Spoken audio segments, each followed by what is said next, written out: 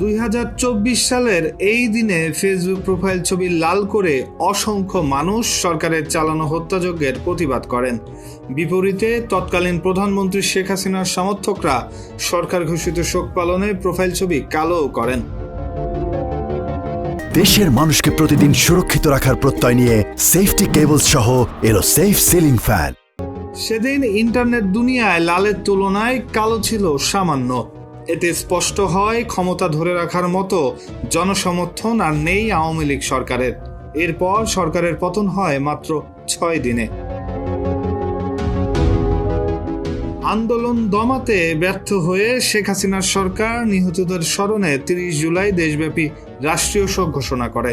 তবে আন্দোলনরত ছাত্র জনতা এটিকে সরকারের প্রহসন ও লোক দেখানো কর্মসূচি হিসেবে আখ্যায়িত করেন।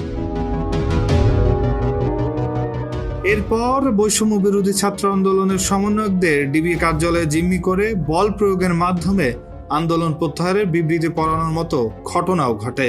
তবে এই জোরপূর্বক বিবৃতির ঘটনা সাধারণ মানুষ বুঝতে পারায় তা প্রত্যাখ্যান করে। পরে বৈষম্য বিরোধী ছাত্র আন্দোলনের আহ্বানে সাড়া দিয়ে শিক্ষক, শিক্ষার্থী, অভিভাবক, আইনজীবী, সংস্কৃতি কর্মী সহ সর্বস্তরের মানুষ ফেসবুক সহ বিভিন্ন সামাজিক যোগাযোগ মাধ্যমে প্রোফাইল ছবি পরিবর্তন করে লাল রঙের ব্যাকগ্রাউন্ড যুক্ত করেন। অনেকেই চোখে ও মুখে লাল কাপড় বাঁধা ছবি পোস্ট করে সরকারের বুলেটের বিরুদ্ধে অনাস্থা প্রদর্শন করেন। ভার্চুয়াল প্রতিবাদের পাশাপাশি 30 জুলাই দেশের বিভিন্ন স্থানে বিক্ষোভ সমাবেশ অনুষ্ঠিত হয়।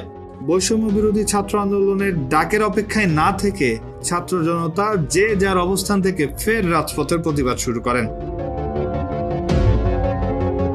বৈষম্য বিরোধী আন্দোলনের 6 সমন্বয়ককে ডিবি অফিসে জিম্মি দশা থেকে মুক্ত করা এবং আন্দোলনকারীদের উপর গুলি না চালানোর নির্দেশনা চেয়ে এক রিট আবেদনের শুনানি হয় এদিন।